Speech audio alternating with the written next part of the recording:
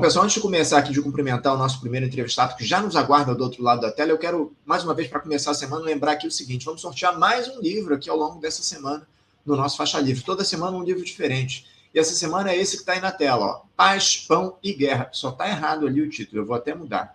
Paz, Pão e Guerra. Aliás, Paz, Pão e Terra. A história do país dos sovietes. Vamos sortear esse livro produzido pela Editora Insular, de autoria de João Pedro Fragoso, ele que vai estar aqui na próxima quinta-feira para conversar com a gente a respeito dessa obra. E a gente sorteia esse livro, Paz, Pão e Terra, a história do país dos sovietes, entre todos vocês que enviarem superchats e super stickers aqui ao longo da edição de hoje. Envie aqui sua participação, envie o seu superchat, envie o seu super sticker e concorra na edição de sexta-feira. Ao longo da semana a gente vai sortear o livro entre todos vocês que enviarem suas participações aqui no Faixa Livre via superchat ou super sticker. Então, mande seu apoio, sua contribuição aqui no nosso programa e concorra ao livro que está aí na tela. Paz, Pão e Terra, a história do país dos sovietes. Livro publicado pela Editora Insular nessas parcerias aqui que a gente construiu com editoras no nosso programa ao longo dos últimos tempos. Mais uma obra aqui de presente para vocês. Bom, eu vou cumprimentar aqui já o nosso primeiro entrevistado, saudar o Ricardo Borges. Ricardo Borges, que é dirigente estadual do PSOL, da Federação PSOL Rede, membro da liderança da bancada do PSOL na Assembleia Legislativa aqui do Rio de Janeiro, a Alerj. Ricardo Borges, bom dia. Opa, bom dia, Anderson, bom dia para quem está assistindo agora, boa tarde, boa noite para quem vai assistir depois. É sempre um prazer estar nesse programa tão importante para a esquerda brasileira, um programa que toca em assuntos que a grande mídia se recusa a tocar, com uma visão real da coisa. Então, assim, é sempre um prazer estar aqui com vocês. Agradeço muito a oportunidade de estar aqui. Prazer sempre é nosso, viu, Ricardo? Eu que agradeço as palavras e a tua presença mais uma vez para conversar com a gente aqui no Faixa Livre. Temos muitos assuntos para tratar, viu, o Ricardo, diante desse quadro político nacional e também local bastante complicado. Eu, como sempre, queria te ouvir a respeito da conjuntura mais global aqui no nosso país, porque estamos aí há menos de 7 meses do processo eleitoral, eleições difíceis que a gente vai ter pela frente. As pesquisas de intenções de voto têm mostrado isso, em especial no que diz respeito à disputa pela presidência da República. O presidente Lula, que vai tentar o seu 4º mandato, vinha ali, até certo ponto, uma situação confortável, digamos assim, para conseguir a sua reeleição, mas as últimas pesquisas apontaram para um quadro de perigo. A extrema-direita, nesse momento, sob a figura de Flávio Bolsonaro, o filho do ex-presidente da República, senador, atualmente ele se aproxima muito perigosamente do Lula. Atualmente ele tem um empate com o presidente, empate técnico, empate em alguns institutos numérico, nessa disputa, especialmente no segundo turno das eleições. E agora a gente está em meio a esses escândalos, digamos assim, essa situação envolvendo o Banco Master, essa fraude bilionária que se coloca, essa cobertura da mídia golpista aqui no nosso país, que novamente tenta incriminar o Partido dos Trabalhadores, o próprio governo Lula, enfim. Eu queria uma análise tua a respeito desse panorama político que está colocado, e especialmente, Ricardo, dessa dificuldade que o Lula tem enfrentado ao longo dos últimos tempos, ver a sua popularidade caindo, seu principal adversário na disputa pela presidência se aproximando. Como é que você avalia esse quadro da política nacional nesse momento? Temos aí, chegando já com quase 3 anos e 4 meses de mandato. O que é que você pode dizer a respeito desse cenário, Ricardo? Olha, Anderson, eu acho até importante fazer uma pontuação. Tem um programa agora da TV UOL, que é a Dani Lima com o José Roberto Toledo, que é um grande analista de pesquisa eleitoral, né? Uhum. E ele coloca com muita propriedade que o ganho percentual do Flávio Bolsonaro da penúltima pesquisa para a última pesquisa é exatamente igual à perda de intenção de voto no Caiado, no Zema e no Ratinho Júnior, né? Então, na verdade, o Flávio não cresceu até agora fora do campo dele. O que ele fez foi fagocitar o Caiado, que tinha 7% das intenções de voto, caiu para 0, porque já é uma carta fora do baralho. O Ratinho tinha 12, caiu para 7 ou 8, eu não me lembro do número exato agora, e o Zema, que tinha 6 ou 8, caiu para 4 ou 6. Então, esse crescimento de 14 pontos percentuais do Flávio eles são justamente relacionados com a perda de 15 pontos percentuais desse campo, né? Isso é só porque a gente, enfim, acha que foi um crescimento do Flávio, mas não, foi o voto da direita e da extrema-direita indo para onde ele vai estar, né? Isso não significa que a gente não tenha que ter, digamos assim, o alarme ligado o tempo todo, porque, mais uma vez, vai ser uma eleição extremamente polarizada. A eleição passada, o Lula ganhou com 0,51% de diferença, que dá mais ou menos 2 milhões e 100 mil votos, e a gente não pode negar que todo mundo que foi aliado ao Lula naquele momento ajudou. 0,51%, uma Tebet e um Alckmin fariam a diferença se não tivessem, digamos assim, no campo democrático, né? Então, mais uma vez, vai ser essa eleição. E o que preocupa é justamente que a gente vê alguns aliados de ocasião do Lula costeando o alambrado, né? Como diria o velho Brizola, a própria Globo, né? Com esse PowerPoint, a própria grande mídia chamando o Flávio Bolsonaro só de Flávio, como se quisesse desvincular o nome do 01, né, ao pai. Então, assim, vai ser mais uma vez uma eleição muito apertada, o jogo não está definido. Por exemplo, eu tive informações de que pesquisas internas aí do campo do Paz disseram que ele também, com o lançamento do Douglas Ruas e esse acerto da direita, da extrema-direita do crime organizado, que é importante a gente deixar claro. Antigamente, a gente dizia que o crime organizado tinha tentáculos dentro das instituições. Hoje, o crime organizado, pelo menos aqui no Rio de Janeiro, comanda as instituições, né?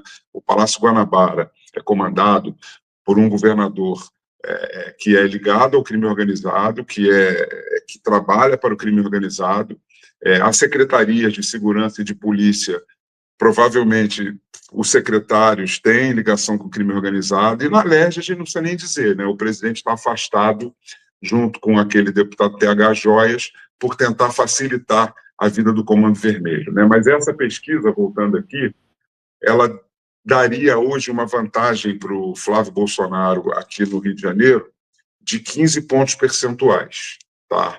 E isso, na eleição passada, ele ganhou por 8 pontos percentuais. Então, assim, esses 7 pontos percentuais que ele tem aqui no Rio de Janeiro, hoje, se não forem diminuídos até a eleição, ou se não forem compensados em outro lugar no Brasil, daria a vitória para o Flávio Bolsonaro, né? Então, assim, é uma situação muito, muito, muito difícil. Eu acho que o Lula, com a máquina, ainda, não diria favorito, mas tem uma pequena vantagem. Isso vai depender muito da postura do Lula após o prazo de descompatibilização e de efetivação das candidaturas. Tem uma teoria que o Lula está pegando pesado com o Flávio Bolsonaro, pegando leve com o Flávio Bolsonaro, que tem um telhado muito grande de vidro, porque ele não gostaria de causar nenhum dano tão grande a pré-candidatura do Flávio Bolsonaro, a ponto de colocar de novo Tarcísio de Freitas e a Michele no páreo, né? Então, tem uma teoria que, após o prazo, em que na hora que o Flávio Bolsonaro for de fato confirmado como presidente, não houver mais como recuar, a comunicação do governo federal entraria aí com ligação dele com milícia, com rachadinha, com os crimes do pai. Vai ver se é verdade, porque o Lula e o PT não têm essa característica de atacar diretamente. Então, assim, tem que ver se isso confirma. Agora, só para terminar, não me demorar muito, assim, as nossas elites, elas têm um ódio de classe tão grande que elas chegam a ser burras, né? Porque o Lula é o melhor presidente da história para as elites, né? Os bancos ganham fortunas com as taxas de juros, o agronegócio tem subsídios absurdos com Finame, Safra e etc., a indústria automobilística vence, todo mundo vence, né? Então, assim, os caras não querem ceder nem um centímetro do privilégio, eles preferem perder agora do que eventualmente ceder alguma coisa para essa forma do Lula governar, de fazer grandes concessões para o capital e para a burguesia, e pequenas concessões que, de fato, ajudam as classes menos favorecidas, porque quem tem fome tem pressa, né? Então, a gente não pode negar que os Bolsas Famílias, o programa do gás, o Minha Casa Minha Vida, quem está com o estômago vazio precisa, de fato, fazer as 3 refeições, como diz o Lula. Mas, assim, é sempre um trato que você sabe como termina, né? Traição em algum momento dele, né? A gente sabe bem para quem o presidente Lula, nesse terceiro governo, administra, acima de tudo, para as elites aqui no nosso país. E eu queria justamente te perguntar algo nesse sentido, viu, Ricardo? Você acredita que esse cenário de dificuldades que o Lula tem enfrentado, enfim, de perigo para a reeleição do presidente, isso se dá porque faltaram entregas nessa gestão do Lula? Como é que você avalia o governo em si, no que diz respeito a entregas, a programas para a classe trabalhadora, ao favorecimento, acima de tudo, das classes mais empobrecidas aqui no nosso país, porque o que a gente observa aqui atualmente no Brasil é essa lógica do fiscalismo, essa defesa do arcabouço fiscal que era feita pelo Fernando Haddad, agora ele acaba de deixar o Ministério da Fazenda para concorrer ao governo de São Paulo, e quem assume é Dario Duriga, ministro da Fazenda, ex-diretor da Meta, uma figura execrável e que vai comandar a Fazenda, aqui, a economia no país, até o final desse ano de 2026, pelo menos. Eu queria que você falasse um pouco a respeito disso. Faltou entregas esse governo Lula, Ricardo? Olha, Anderson, entregas, óbvio que falta, né? Óbvio que falta. Com a política econômica do Haddad, do arcabouço fiscal, do Banco Central, da concessão para a burguesia, sempre falta. Mas eu tenho minhas dúvidas hoje, que se a entrega fosse maior, isso faria uma grande diferença, porque antigamente tinha até uma frase um pouco chula, um pouco grosseira, que falava assim: é sobre economia, imbecil, né? Hoje não é mais sobre economia, hoje é sobre afeto, né? A verdade pouco importa, a condição material do cidadão pouco importa, a política virou afeto, e o afeto hoje é dominado pela indignação, pela desinformação, pelas igrejas evangélicas, pelos algoritmos das redes sociais. Então, eu tenho minhas dúvidas realmente. Você vê o que aconteceu na Argentina, né, que, enfim, com a desilusão em relação ao peronismo, o Milei ganhou, e todo mundo apostava que naquelas eleições de meio de mandato, que renova as casas legislativas, ele sofreria uma derrota tremenda, e mesmo naquela crise toda ele venceu.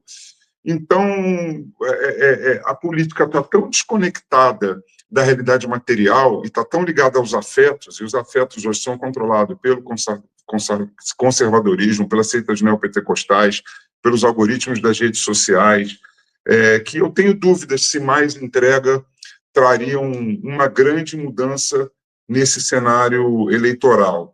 E só para terminar, assim, eu rejeito muito o termo polarização, porque polarização a gente pressupõe dois extremos, né? E não há uma esquerda radical, né, uma esquerda revolucionária. O que há é um centro democrático contra a extrema-direita, né? Então, polarização é um termo que, na minha opinião, não condiz com a verdade. Eu estou de pleno acordo, viu, Ricardo? Não dá para dizer que há uma polarização aqui no nosso país diante do quadro que está colocado. A gente até tem uma esquerda dita radical que trabalha na sociedade, mas de capacidade eleitoral muito reduzida, lamentavelmente, aqui no nosso país. O que a gente tem atualmente na disputa eleitoral, de fato, é uma centro, que alguns chamam de centro-esquerda, eu discordo, eu acho que o governo Lula é um governo de centro-direita, mas, enfim, o fato é que não existe polarização. A lógica aqui, acima de tudo, é a defesa dos interesses do capital hegemônico, desse neoliberalismo que há décadas domina aqui o nosso país.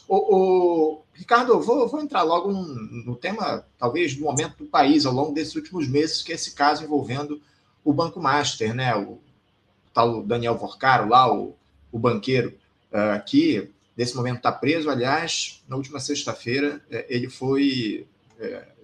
tiraram ele, o ministro André Mendonça autorizou a ida dele para a superintendência da Polícia Federal mais uma vez. Ele que estava no presídio de segurança máxima lá em Brasília foi transferido para a superintendência da Polícia Federal já nesse ponto desse acordo de delação premiada que ele está construindo aqui com o Ministério Público, com a própria PF, enfim. Fato é que esse cenário para lá de preocupante, porque boa parte do poder da institucionalidade está envolvida aí nessas fraudes, pelo menos de acordo com o que tem aparecido ao longo desses últimos tempos, revelações, enfim, vazamentos, que até certo ponto dizem que são vazamentos seletivos, enfim, mas eu queria te ouvir a respeito disso, desse caso envolvendo o Banco Master e o que é que isso pode produzir de efeitos para o governo do presidente Lula. Você acha que compromete ao ponto de fazer com que o Lula possa não ser reeleito? Olha, só antes de entrar nas coisas do Master, eu queria fazer uma última consideração sobre o tema anterior, né? Essa eleição de 26, ela de fato é um fim de ciclo, né? Lula não será mais candidato a nada a partir da eleição ou da não eleição dele. Então já há uma disputa do pós-lulismo, tanto pela direita como pela extrema-direita, como também pelo centro e pela esquerda, né? Então, assim, a gente vive um fim de ciclo, né?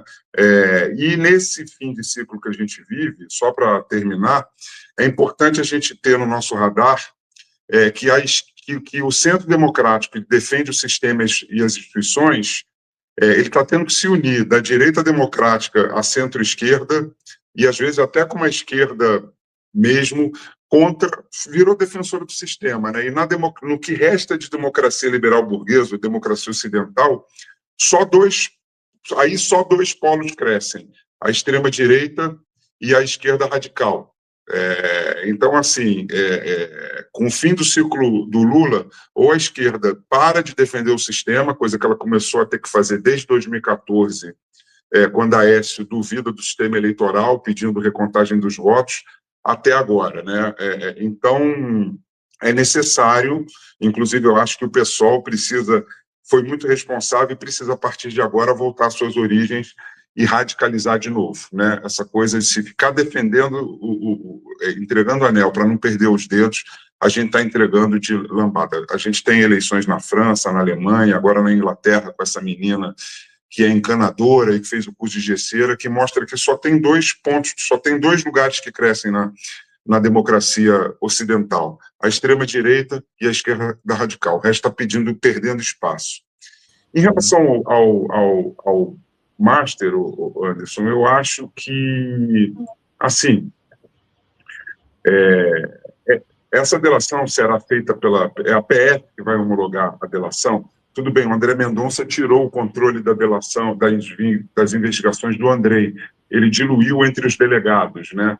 Mas, assim, o Lula, se for só pela PF e pelo Ministério Público, mais ou menos, porque o Ministério Público vai defender o STF. Se o Ministério Público entrar na homologação da delação, esquece qualquer tipo de punição maior para os ministros do STF, né?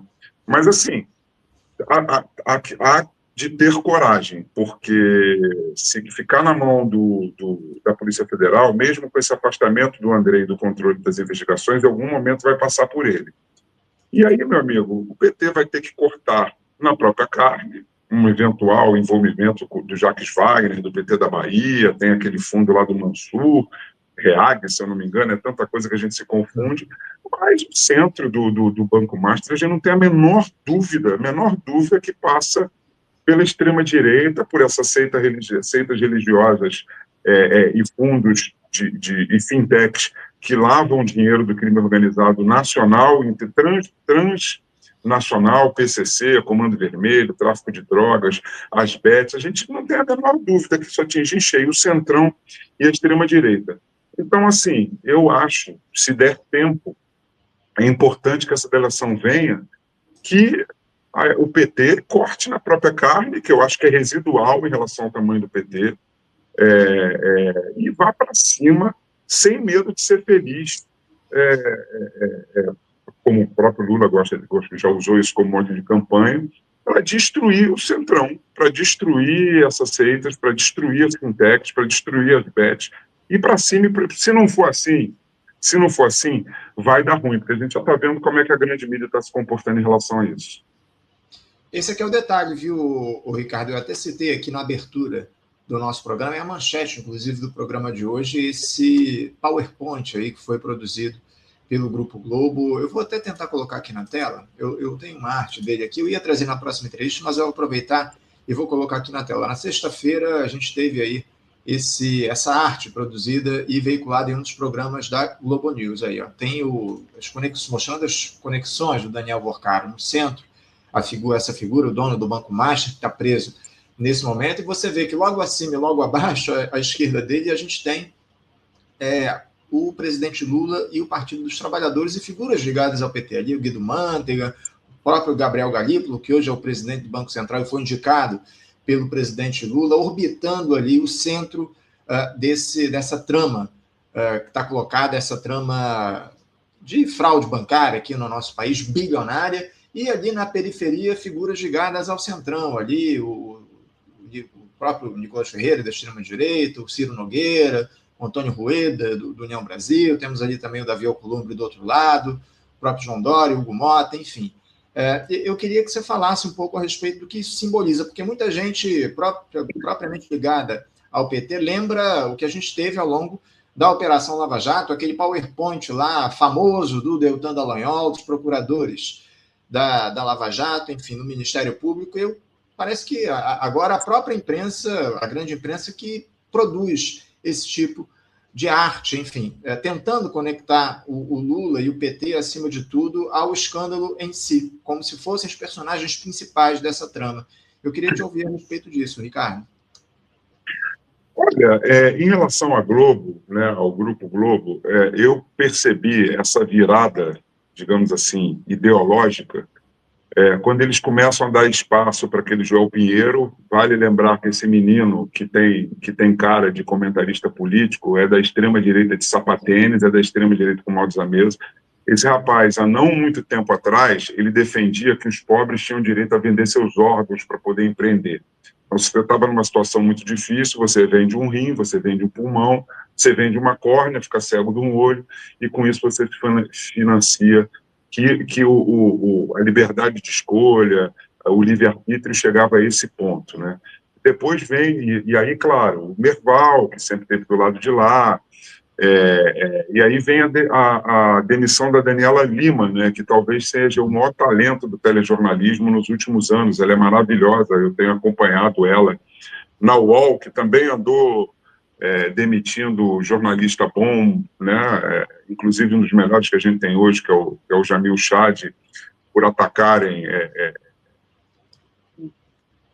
o genocídio em Gaza feito pelo regime sionista de Israel, enfim, mas é isso, é uma virada ideológica mesmo, essa falsa imparcialidade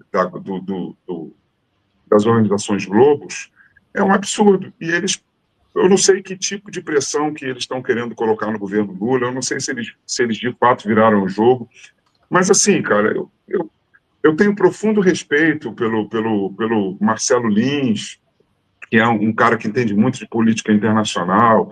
Eu tenho profundo respeito pela Flávia Oliveira, apesar de ter a leitura que no campo da economia ela é liberal. Eu tenho respeito pelo Otávio, enfim, o Guga Chakra, que é um cara que entende muito de Oriente Médio e que dentro dos limites, apesar de ser um liberal também, dentro dos limites editoriais dele, por ser um libanês, eu acho que ele tem uma posição coerente em relação ao Oriente Médio, mas é uma pena, né? É uma pena. E eu não gosto de demonizar progressista ou esquerdista que ocupa espaço nessas instituições. Pelo contrário, eu acho que a gente tem que ocupar. Isso é uma coisa que a extrema-direita tem feito com muita competência. Parece que eles leram e passaram a adotar Gramsci na vida deles, porque eles vão ocupando todas as instituições e tomando conta delas, enquanto a gente demoniza camaradas que estão dentro das instituições burguesas, né? Mas é muito triste, cara. É muito triste você ver essa virada da Globo News, que está de novo dentro de uma falsa simetria e de uma falsa civilidade, flertando com a extrema-direita. Na verdade, ela já está preparando o eventual terreno para sobreviver dentro de um governo antidemocrático de extrema-direita com fechamento do regime. É o que eu posso supor, né? É isso, parece que é uma estratégia de sobrevivência, como você mesmo diz aqui para a gente, viu, o Ricardo, diante dessa arte aí que foi produzida. Vou até colocar aqui na tela um comentário que chegou aqui de um espectador nosso, perfil Ivan Drago Putin, diz aqui o seguinte: o apresentador fala como se Lula fosse inocente. Ivan, ninguém está dizendo aqui que Lula é inocente, não se sabe o que está por trás desse escândalo. O que a gente tem até agora são vazamentos de determinadas figuras que eu até não questiono, porque, inclusive, há setores da esquerda, eu queria te ouvir também sobre isso, Ricardo, questionando esses vazamentos ligados a conversas supostas ali entre o Alexandre de Moraes e o Daniel Vorcaro, a situação envolvendo o próprio Dias Toffoli, enfim, de pessoas dizendo que esses vazamentos são seletivos. Eu discordo frontalmente, porque, acima de tudo, quando a gente fala de Alexandre de Moraes, de Dias Toffoli, do Supremo Tribunal Federal, a gente está falando da cúpula, do topo da cúpula do poder aqui no nosso país. Hoje não há nenhuma instituição acima do Supremo Tribunal Federal. Os ministros do Supremo Tribunal Federal são o topo da cadeia alimentar, da institucionalidade aqui no nosso país. E é natural que, caso haja envolvimento de fato dessas figuras, que vazamentos relacionados a esses personagens se deem de primeira, logo de cara, porque são, mais uma vez, os principais personagens políticos aqui do nosso país, que revogam decisões, inclusive, de presidente da República.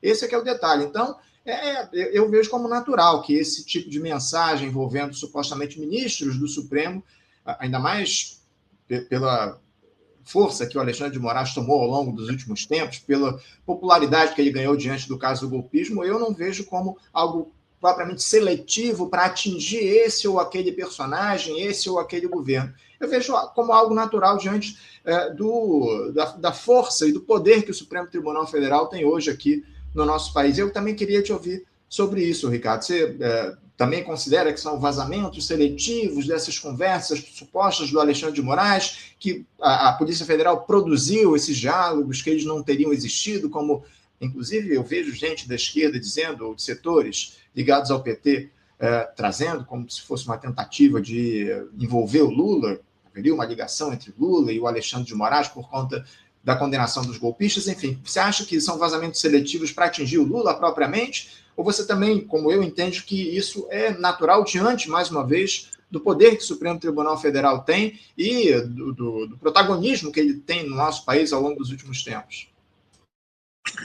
Olha, assim, só para me situar em relação para situar o nosso público que nos assiste em relação ao meu posicionamento, eu responsabilizo não só o Supremo Tribunal Federal, como todas as instâncias do Judiciário, como os maiores responsáveis nessa anomia política e institucional que a gente vive no país, né? Ao longo dos últimos 30 ou 40 anos, são os pedidos de vista, são as pizzas. Por exemplo, vou dar um exemplo bem prático agora, o Cláudio Castro.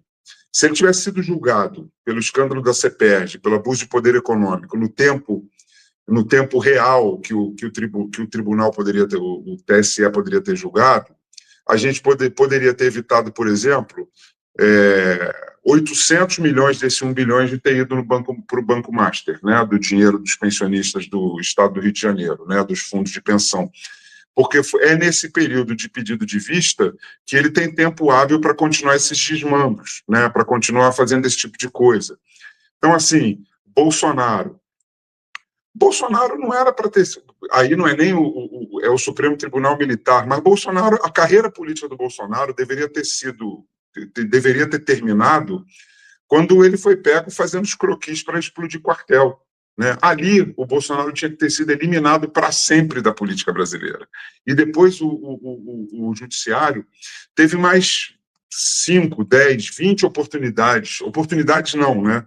Porque a gente não está falando de oportunidade, a gente está falando de fazer valer a lei, de tirar essa gente da política. Então, assim, tanta gente que permanece na política, né, tantos deputados, tantos senadores, tantos presidentes de casa, o Arthur Lira, isso é um gangster, o Glauber está certo, esse cara manda matar, esse cara rouba, esse cara assalta, esse cara opera as emendas parlamentares de direito criminoso. Como é que esse cara ainda é um articulador político?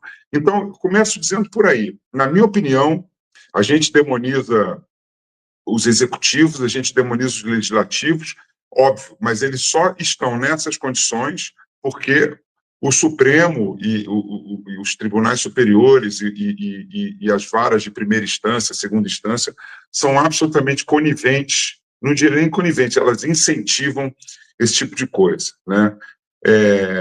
A gente não pode negar a importância do STF, principalmente na figura do Alexandre de Moraes, na manutenção do que a gente chama aí de democracia ou de Estado Democrático de Direito, né, que eu acho muito débil, mas, enfim, é o que a gente tem, melhor do que o fechamento do regime pelo golpe aí que o Bolsonaro e os milicos iam dar. Mas a gente também não pode aliviar, cara, não pode aliviar. O STF, ele é historicamente contrário a todas as demandas populares e a todas as demandas que visam.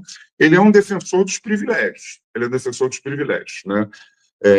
E eu não tenho a menor dúvida que esse Toffoli, que esse é um canalha, né? É um canalha, porque ele foi colocado no STF pelo Lula, ele negou a ida do Lula para o funeral lá do irmão dele, ou do neto, agora não me lembro a ordem das coisas. A primeira coisa que ele fez quando o Bolsonaro se elegeu foi colocar como chefe de gabinete um militar ligado ao Bolsonaro, e o Toffoli tinha que renunciar ao mandato e ser investigado. O Alexandre de Moraes também tinha que ser investigado. Aliás, isso chama-se capitalismo, né? Você ter parentes de ministros do Supremo Tribunal que podem ter contratos milionários, ou muito mais do que milionários, de centenas de milhões de reais para defender interesses, né? O filho do Fux, acho que até que o Barroso foi muito malandro. Ele se mandou, ele viu que ia sujar e falou, deixa eu sair disso aqui, porque eu prefiro ficar lá com o meu escritório, com o meu filho, que tem quase 1 bi em causa, do que estar envolvido nisso tudo, né? Então é isso. Agora, desculpa, em relação aos vazamentos, eu acho assim, que os vazamentos são reais, tá? Não há invenção, como parte do petismo está dizendo. Mas eu acho que esses vazamentos, que provavelmente estavam vindo lá do cofre da CPMI, do INSS, eles tinham um único intuito, tá? Que é trazer subterfúgios para uma anulação futura de processo, como aconteceu com a Lava Jato, né? Como aconteceu com a Lava Jato. E aqui eu não estou fazendo nenhuma defesa da Lava Jato, embora a gente saiba que havia corrupção nas empreiteiras e com o setor político, etc., a gente sabe que o uso político dela é abjeto. Então, eu acho que esses vazamentos, eles são, sim, seletivos, mas eles são verdadeiros. O que está ali aconteceu de fato, né? E nessa tentativa desesperada do Centrão e da turma de dar de abrir campo para uma futura anulação dos processos. E é isso. A esquerda defender o STF é uma pegadinha que a conjuntura nos colocou, né? É uma leitura importante essa que você faz, Ricardo, o entendimento de que esses vazamentos se dão no sentido de produzir uma futura anulação das condenações dos golpistas aqui no nosso país, o que não tem nenhuma relação, né? Porque uma coisa não tem absolutamente nada a ver com a outra. Essa situação envolvendo o Banco Master não tem qualquer relação com o julgamento dos golpistas aqui no nosso país, enfim, mas vai tentar se construir essa narrativa de juízes parciais, enfim, por parte do Supremo Tribunal Federal. Ricardo, eu até perguntei muito isso aqui ao longo da última semana. Você considera que a esquerda esqueceu que a gente tem um judiciário de classes aqui no nosso país? Porque essa defesa que se faz do Alexandre de Moraes, do próprio Dias Toffoli, eu acho que, acima de tudo, há um entendimento de que eles são os salvadores da pátria, os salvadores da democracia. Essa turma só dá decisões ali que atendam aos interesses da alta burguesia aqui no nosso país, vide essa situação envolvendo a análise da terceirização que está colocada, uma votação que vamos ter aí no Supremo Tribunal Federal relacionada à uberização do trabalho aqui no nosso país, enfim. A esquerda esqueceu, os setores representativos do nosso campo esqueceram que a gente tem um judiciário de classes aqui? Olha, eu acho que mais grave do que esquecer, a gente está, né, desde 2014, ou seja, são 12 anos, lutando, né, pelo que a gente chama de Estado Democrático de Direito, né? Então você já começa a formar uma esquerda que sequer tem a luta de classes no debate, né? Porque, assim, você pensa que um militante ou um cidadão ou cidadã consciente que estão no campo da esquerda, eles já estão há 12 anos sem um debate de luta de classes, né? Ou seja, um cara de 35 tinha 23 em 2014, um cara de 23 tinha 11 anos de idade. Então, ele só conhece essa esquerda que defende o sistema em nome da sobrevivência, né? E eu acho que esse fim de ciclo, onde se localizado nas eleições de 26, é a última chance, ainda que em 30 a gente sofra uma eventual derrota, a gente tem 4 anos para trazer de volta a esquerda para a consciência de classes, para a luta de classes. Né? E, infelizmente, olha, eu sou membro do PSOL, né? Mas, infelizmente, as leis eleitorais estão sendo feitas para que não possa surgir novas forças. Né? Então, acho que o PSOL tem que sair desse lugar Acho que a gente tem que apoiar o Lula para 26, até dialogando com um camarada que fez essa fala a respeito do Lula. Eu não tenho a menor ilusão com o Lula, eu não tenho a menor ilusão, mas eu tenho o seguinte fato: se o Flávio Bolsonaro ganha essa eleição, no dia... A posse agora não é mais dia 1º, é dia 6, se eu não me engano, né? No dia 7 ou 8 de janeiro, a gente tem o indulto do pai, o indulto dos milicos, a volta do Eduardo Bolsonaro, e com o STF enfraquecido, né? Uhum. Porque numa eventual vitória do Flávio, o STF agora, por exemplo, antes se dizia, né, que o STF não iria considerar esses indultos constitucionais. Com o STF agora, com um baixíssimo nível de confiabilidade que ele tem na sociedade, ele vai, assim como a Globo quer sobreviver a um eventual mandato do Flávio Bolsonaro, eles também querem sobreviver. Eles vão conciliar na hora. Então, a gente precisa, sim, tentar eleger Lula, nesses 4 anos, voltar para uma esquerda com consciência de classes, com uma esquerda radical, e eu acho que o PSOL precisa sair desse lugar de defesa do sistema para se transformar num polo aglutinador de uma federação de todos esses setores da esquerda radical que, por conta da legislação, tem muita dificuldade de entrar na institucionalidade. Não que eu defenda a institucionalidade como fim, mas defendo como um dos meios.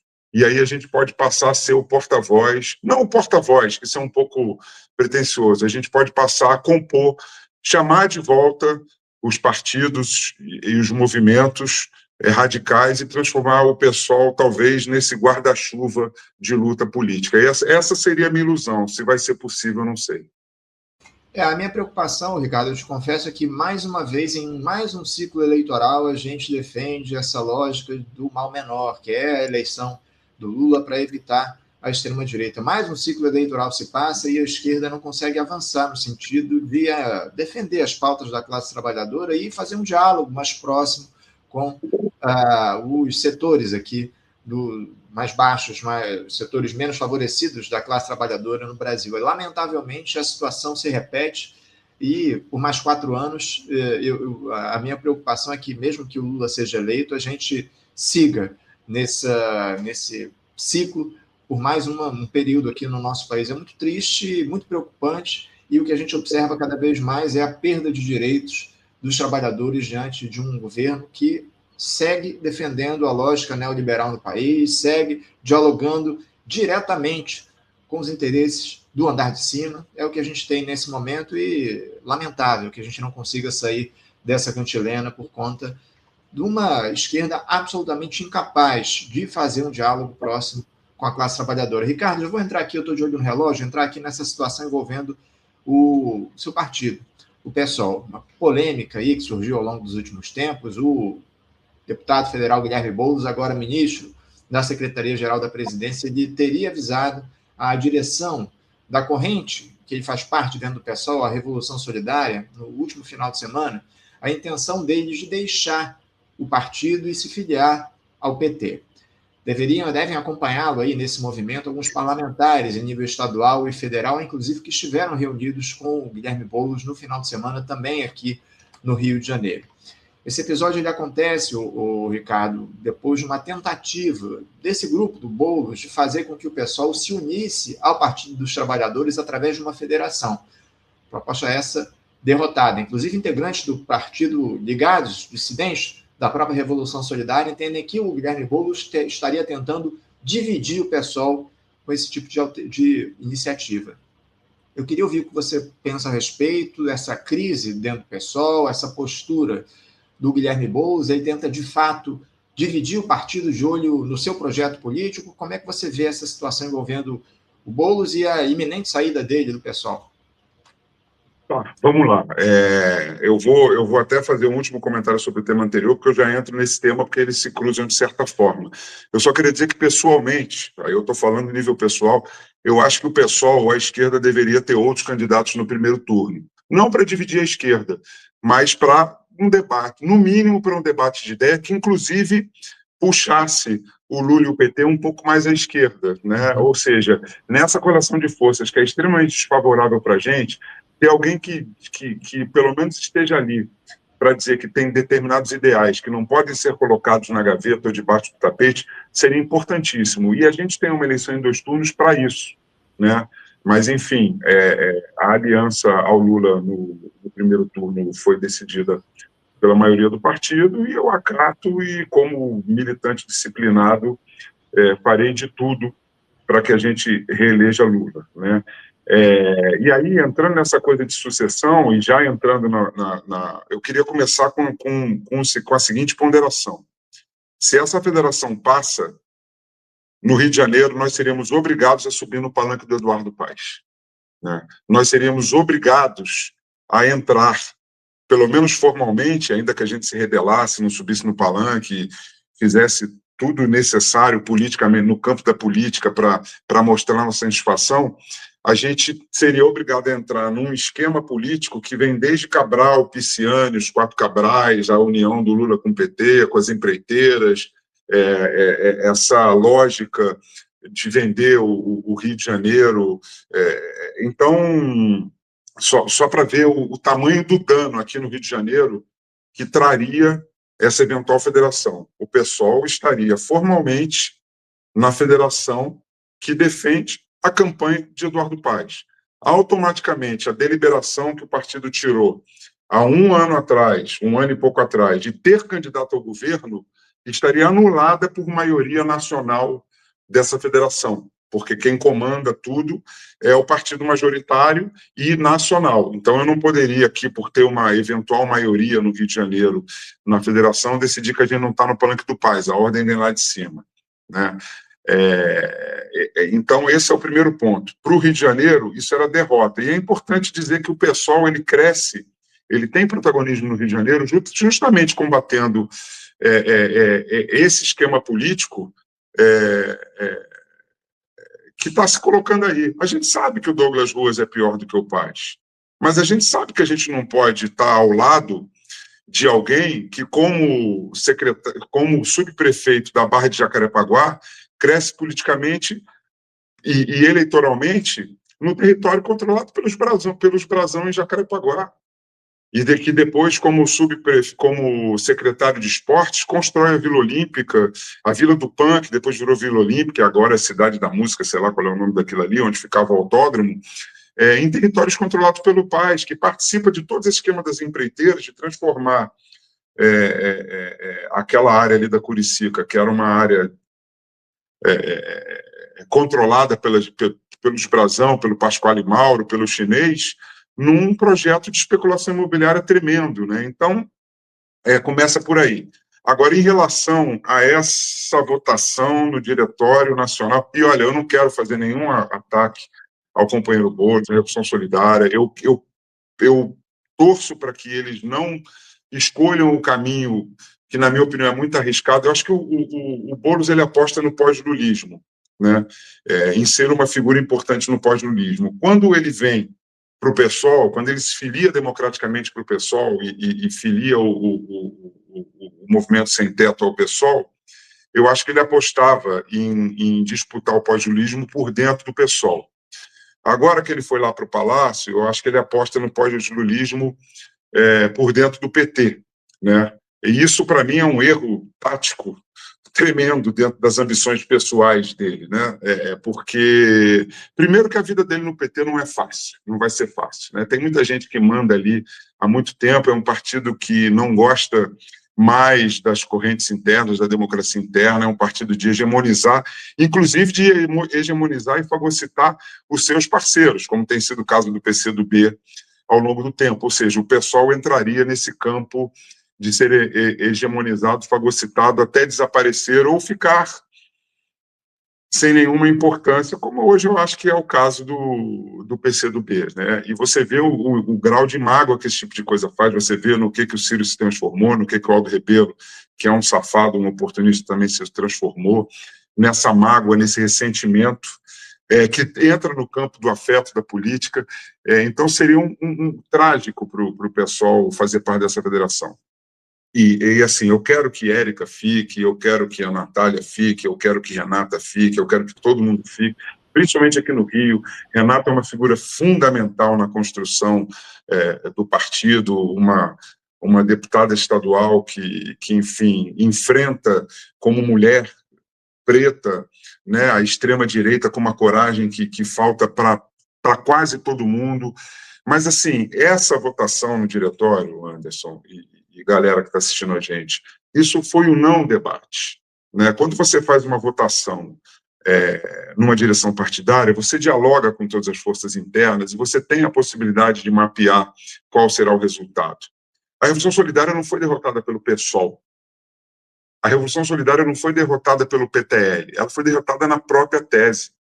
Na tese que venceu o Congresso, que é a tese do PSOL popular, na votação da própria tese, eles já seriam derrotados. Então, se isso foi para um diretório, e se isso foi exposto publicamente na mídia burguesa, na grande imprensa, nas redes sociais, é um movimento político do Boulos.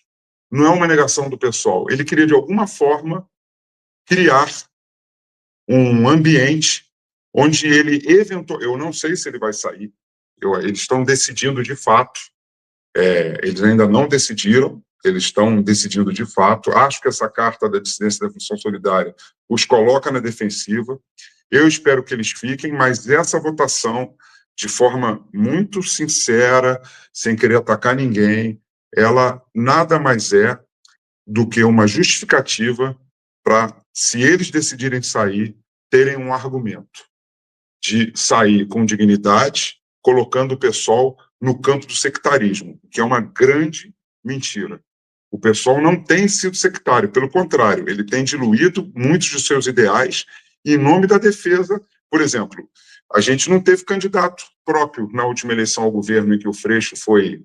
O ex-Freixo, desculpa, eu gosto de chamar ele de ex-Freixo, porque eu tenho muito respeito pela trajetória política dele. Trabalhei com ele na liderança do PSOL, ele era um líder do PSOL fundamental, a atuação dele contra as milícias foi fundamental, mas infelizmente eu tenho a impressão que em algum momento ou ele cansou, talvez, e aí eu até respeito pelo trauma do assassinato de Marielle, ou se acostumou mesmo, atravessou o Rubicão, se acostumou com os congressos de turismo, com champanhe cara, alta burguesia e hotéis 6 estrelas em Dubai, que agora nem está muito bom ir para Dubai, né? Mas enfim.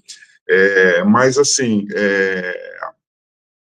eu acho que é isso. Eu acho que é o não debate. Essa possibilidade da federação nunca existiu e, na minha opinião, não foi bacana essa exposição pública, porque isso nada mais é do que um pretexto para caso eles saiam, é que eu me perdi. O PSOL, por exemplo, não teve candidato ao governo. Já a Tarcísio e Freixo, como candidatos ao governo, tiveram sempre um candidato do PT de 3, 4 pontos. Então, se tem algum sectarismo, é do PT Rio de Janeiro, porque poderia ter feito a diferença para o Tarcísio, por exemplo, se a Márcia Tiburi tivesse retirado a candidatura dela. Como teria feito diferença para o Senado, se o Siciliano retira, que teve 300 mil votos, retira a candidatura dele e apoia o Molon, que a gente sabe que é um cara de centro-esquerda, não é um esquerdista radical, mas é um político ético, interessante, cumpridor dos tratos, talvez hoje a gente não tivesse o Molon com os 300 mil votos que eram do Siciliano, teria ultrapassado o Romário, Quem era melhor hoje no Congresso Nacional? O Molon ou o Romário? Então, dizer que o pessoal do Rio de Janeiro é sectário é uma grande mentira. É uma grande mentira. Mas nós teremos candidato ao governo ou candidato ao governo, e nós teremos pelo menos um candidato ou candidato ao Senado. Isso está decidido, e nós teremos essa candidatura que se decidirá agora no dia 11 de abril. Ricardo, para a gente fechar aqui o nosso papo, eu queria entrar logo no assunto do Rio de Janeiro, né? Como eu trouxe aqui, inclusive, na chamada da nossa discussão aqui hoje, o Rio de Janeiro, nesta segunda-feira, ele amanheceu com um novo prefeito. Temos aí Eduardo Cavalieri comandando a Prefeitura do Rio de Janeiro após a renúncia de Eduardo Paes na última sexta-feira, passando bastão para o seu vice, Eduardo Paes, que vai disputar o governo do Estado no final do ano, já se desincompatibilizou ali da Prefeitura e, enfim, passou o bastão para o Cavalieri. Foi eleito dizendo que não deixaria, que não renunciaria à Prefeitura e descumpriu a promessa mais uma vez. Eduardo Cavalieri, o prefeito mais novo, inclusive, da história do Rio de Janeiro, com 31 anos de idade, assume aí a prefeitura. E o Cláudio Castro, que é o atual governador, deve renunciar hoje ao governo do Estado, numa tentativa ali desesperada dele de tentar salvar a pele de uma cassação de mandato que deve ser lá amanhã, lá no Tribunal Superior Eleitoral, e o levará a uma inelegibilidade de 8 anos. Ainda assim, juristas entendem que essa condição, caso ela se confirme, não poderia ser revertida por uma renúncia antecipada do Cláudio Castro. Cláudio Castro, que tem a intenção de se lançar como candidato ao Senado aqui no Rio de Janeiro. Aliás, pelas pesquisas ali, ele, nesse primeiro momento, é o candidato que tem o maior percentual de votos para o Senado no Rio. Vai tentar aí se livrar dessa perda de mandato que vai ser, muito provavelmente, consolidada amanhã nessa discussão lá no Tribunal Superior Eleitoral. O cenário não anda nada fácil aqui no nosso estado, né, o Ricardo? Eu queria que você falasse um pouco sobre essas saídas. Primeiro do prefeito da capital, do município do Rio de Janeiro, Eduardo Paes, e hoje o Cláudio Castro vai sair, deixar o governo do estado, ambos por motivos distintos, mas visando o processo eleitoral. O que é que você pode dizer para a gente sobre o quadro aqui no Rio, Ricardo? Em relação ao Cavalieri, eu acho que a continuidade do mandato do Paes, né? Inclusive, se não houver uma das famosas traições da política, ele é um pupilo do Paes, seguirá as ordens do seu padrinho e vai continuar nesse esquema de cidade de negócios, de destruir a cidade em nome da especulação imobiliária, e infelizmente com o apoio do PT do Rio de Janeiro, né? Eu gosto de personalizar isso na figura da Tainá de Paula, né, que reivindica o legado de Marielle, mas sai da Secretaria de Meio Ambiente para concorrer à vereança, né, mantendo sua estrutura na secretaria, se elege vereadora e, a pedido do Paes, fica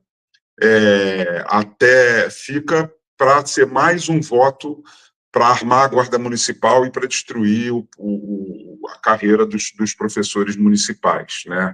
E que tem feito uma gestão vergonhosa na Secretaria de Meio Ambiente, deixando essa matança, essa derrubada de árvores no Andaraí, aqui no Flamengo, e eu não estou nem falando da árvore, eu estou falando do projeto político de especulação imobiliária mesmo, como essa história de levantar um prédio de 720 kitnets, o pessoal chama de lobby, chama de estúdio, no buraco do lume ali, numa área de respiração, numa área que já é de uso capião público, porque são 40 anos sem pagar um imposto. Então, assim, aquele terreno não pertence mais ao fundo, não pertencia mais ao fundo, ao espólio do Banerj, que foi comprado pelo Bradesco, que já foi vendido por uma construtora, né?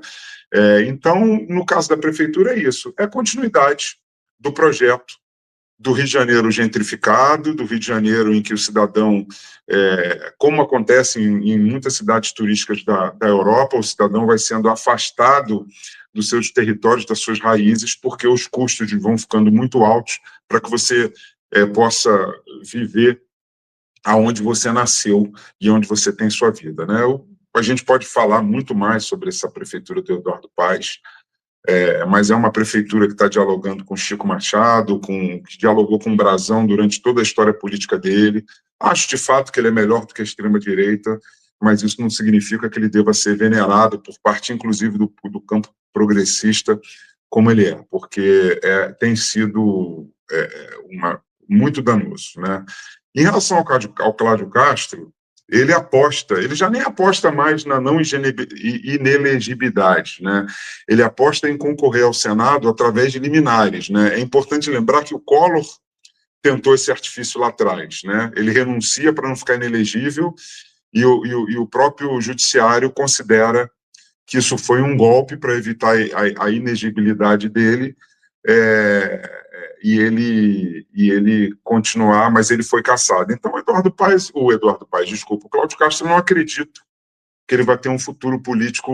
Eu acredito que, se não houver mais uma participação do judiciário no sentido de prejudicar o campo democrático, eu acredito que ele vai ter muita dificuldade. E a história é um pouco essa eleição indireta, ou seja, só para resumir, e aí se você quiser entrar na questão da LERJ, a gente entra.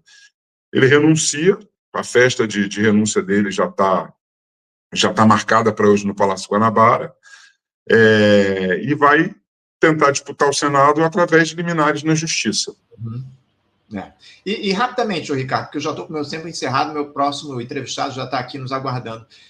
Essa disputa que vai haver, uma eleição indireta pelo governo do Estado, vai acontecer na LERJ ao longo das próximas semanas. O que a gente pode esperar dessa disputa? Quem é que deve ser eleito o governador nesse mandato tampão até dezembro? Olha, tudo vai depender. Se o PSD e o Eduardo Paes entraram com uma liminar para que seja mantido a eleição secreta, eu sou sempre favorável à eleição aberta no Legislativo, mas nesse caso a eleição secreta, ela pode impedir que determinados parlamentares sejam influenciados justamente por suas conexões e pelas conexões da LERJ com o crime organizado, né? com o Comando Vermelho e com o crime organizado que toma conta do Rio de Janeiro, dentro das instituições, inclusive.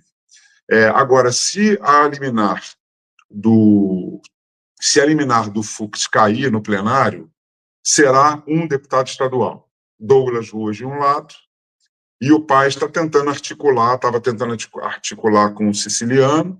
Agora parece que o Siciliano carta fora do baralho, porque ontem à noite, ou no fim de semana, começaram a falar no Chico Machado, né, que é um bolsonarista e um aliado do Bacelar, né? Então, assim, é uma condição muito difícil.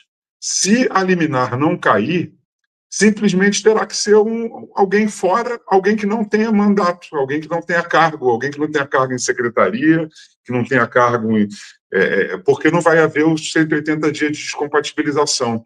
Então, nada acontece antes da gente saber se essa liminar que o Fux deu para o PSD vai prosperar ou não. Se cair, volta a esse rito que foi eleito lá pelo Delaroli, Rodrigo Amorim, etc. Se não cair, vai abrir um espaço aí que a gente não tem ideia de quem serão os concorrentes e como a coisa vai se dar. É muito louco isso. Coisa está feia aqui no Rio de Janeiro. A grande verdade é essa, é a conclusão a qual a gente chega depois do que você trouxe aqui para a gente. Ricardo Borges, eu quero agradecer a tua participação aqui conosco no Faixa Livre. Obrigado por você, acima de tudo, explicar esse cenário complicado que a gente tem aqui no nosso estado diante da renúncia do Eduardo Paes, agora, hoje, a renúncia do Cláudio Castro, enfim. Política por aqui não anda nada fácil. Suas análises também a respeito do cenário nacional, a situação no PSOL. Uma alegria te receber, viu, camarada? Um grande abraço para você e até a próxima.